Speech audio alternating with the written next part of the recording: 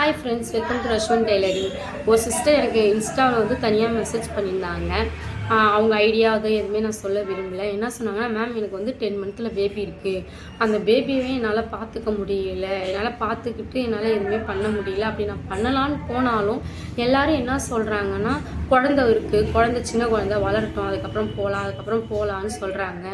எனக்கு வந்து கொஞ்சம் அதிகமாகவே கஷ்டம் இருக்குது. நீங்கள் எப்படி மேம் பிஸ்னஸையும் மெயின்டைன் பண்ணுறீங்க, பேபியும் பார்த்துக்கிறீங்க, எனக்கு சொல்லுங்கள் அப்படின்னு சொல்லி மெசேஜ் பண்ணியிருந்தீங்க.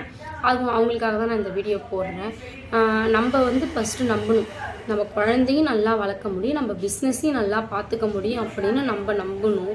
அப்படி நான் நம்பினதால தான் நான் பிஸ்னஸ் பண்ணிகிட்ருக்கேன். இன்னொன்று என்னென்னா, எங்கள் அம்மா தான் எனக்கு வந்து ரோல் மாடல்னு சொல்லுவேன். அவங்கள பார்த்ததால தான் கான்ஃபிடண்ட்டாக என்னால் ஓகே நம்மளால் நம்ம குழந்தையும் பார்த்துக்க முடியும், நல்லா நம்ம பிஸ்னஸையும் கொண்டு போக முடியும் அப்படின்னு நம்பினேன். ஏன் அப்படி சொல்கிறேன்னா, அந்த காலத்துலலாம் வந்து நம்ம அம்மாவுக்கு வந்து யாரும் ஹெல்ப் பண்ணலாம் இருக்க மாட்டாங்க.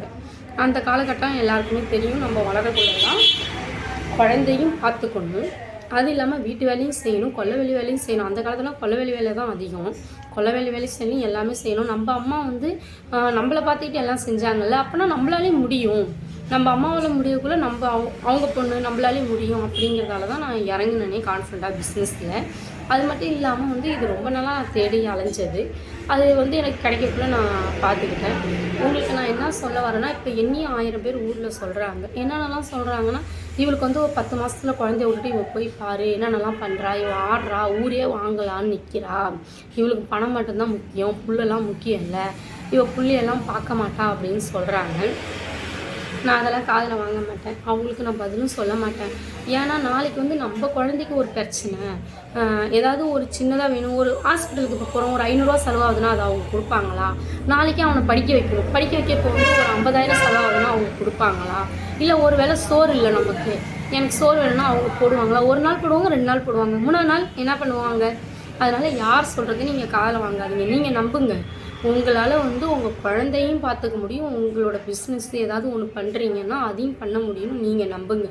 நம்பி நீங்கள் இறங்குங்க, கன்ஃபார்மாக சக்ஸஸ்ஃபுல்லாக கொண்டு போகலாம். நம்மளால் முடியும்னு நம்பினா தான் நம்ம கொண்டு போகலாம். அதுமாரி வந்து நம்மளால் முடியுமா அப்படின்னு சந்தேகமாலாம் இறங்கணுன்னா நம்மளால் செய்ய முடியாது. அதே வந்து நமக்கு ரொம்ப டிப்ரெஷனாக ஆகிடும். அது மட்டும் இல்லாமல் வந்து நான் காலையில் என்னோடய லைஃப் ஸ்டைல் எப்படி இருக்கும்னா, நான் எப்படி குழந்தைய மெயின்டைன் பண்ணுறேன்னா, காலையிலே தூங்கி எழுந்திருவேன். ஒரு 5 மணிக்கு ஒர்க்கு, நைட்டு ஒரு 12 மணி ஆகிடுச்சுன்னா 6 மணிக்கு தான் தூங்கி எழுந்திருப்பேன். 5 மணி 6 மணிக்குள்ளே எழுந்திருவேன். ஏஞ்சி வந்து நான் காலை சாப்பாடு செய்யக்குள்ளேயே மதியம் சாப்பாடு நான் செஞ்சு வச்சுருவேன். தம்பி இப்போ வந்து சாப்பிட்றதால அவங்களுக்கும் சாப்பாடு வந்து ரெடி பண்ணி வச்சுருவேன். மதிய சாப்பாடும் காலை சாப்பாடும் நான் ரெடி பண்ணி வச்சுருவேன். காலை சாப்பாடு நான் ஊட்டிட்டு தான் எப்பயுமே இங்கே வருவேன். 10 மணிக்கு தான் வந்து நான் கடையை திறப்பேன். 10 மணிக்கு நான் கடையை திறந்துட்டு சாமி கும்பிட்டுட்டு ப்ளவுஸ் கட்டிங் முடிச்சிடுவேன் சிஸ்டர். ப்ளவுஸ் கட்டிங் முடிச்சதுக்கப்புறம் வந்து நான் பியூட்டிஷனுக்கு யாராவது வந்தாங்கன்னா அவங்கள பார்ப்பேன். பார்த்து முடிச்சுட்டு அதுக்கப்புறம் ப்ளவுஸ் தைப்பேன். ஒரு ப்ளவுஸ் தைப்பேன். நான் ப்ளவுஸ் எப்படி தைப்பேன்னா, டைமிங் வச்சுப்பேன். பிஸ்னஸையும் எப்படி கொண்டு போகிறீங்கன்னு கேட்டிங்க இல்லையா, அதுக்காக சொல்கிறேன். டைமிங் வச்சுப்போம். ஒரு 1/2 ஹவர்னா 1/2 ஹவர், 1 ஹவர்னா 1 ஹவர், அந்த டைமிங் வச்சுட்டு அந்த டைமிங்குள்ளே ப்ளவுஸ் தைச்சி முடிச்சிடுவேன். ஏன் நான் வந்து டைமிங் வைக்கிறேன்னா, ரொம்ப எனக்கு நேரம் இழுத்துக்கிட்டே போகிற மாதிரி இருக்கும். நான் அலாரம் செட் பண்ணிவிட்டு தான் நான் ப்ளவுஸ் தைக்க உட்காருவேன். நான் ப்ளவுஸ் தைச்சி முடிச்சதுக்கப்புறம் வந்து இருக்கிற சின்ன சின்ன ஒர்க்கெல்லாம் முடிச்சுட்டு திரும்பி தம்பியை பார்க்க போவேன். தம்பியை பார்த்துட்டு வந்து மறுபடியும் ப்ளவுஸ் தைப்பேன். தைச்சிட்டு இருக்கிற ப்ளவுஸ்லாம் நான் எடுத்துகிட்டு போய் நான் ஃபுல்லாகவே வீட்டில் போய் தைப்பேன். இதேமாரி தான் என்னோடய டெய்லி லைஃப் போயிட்டு இருக்குது. இருந்தாலும் இதில் வந்து நம்ம கஷ்டப்படுறது என்னமோ நம்ம தான், குழந்தைய பார்த்துக்கிறது என்னமோ நம்ம தான், எல்லாமே பண்ணுறது. ஆனால் இருக்கிறவங்க 4 விதமாக 4 பேர் பேசிட்டு தான் இருப்பாங்க. நாளைக்கே வந்து நம்ம கொஞ்சம் வளர்ந்துட்டோன்னா வச்சுக்கிங்களேன், அவங்க வந்து அப்போ வந்து பேசுவாங்க நம்மள்ட்ட. எப்படி பேசுவாங்கன்னா, வாங்க போங்க அப்படின்னு பேசுவாங்க. நம்மளை பற்றி நம்ம முன்னாடி தைரியமாக தைரியம் இல்லாதவங்கள்கிட்டலாம் நம்ம பதில் சொல்லணும்னு அவசியமே கிடையாது. அதனால் வந்து யார் என்ன சொன்னாலும் எல்லாத்தையும் விட்டுடுங்க. உங்களுக்கு என்ன செய்யணும்னு தோணுதோ அதை செய்யுங்க.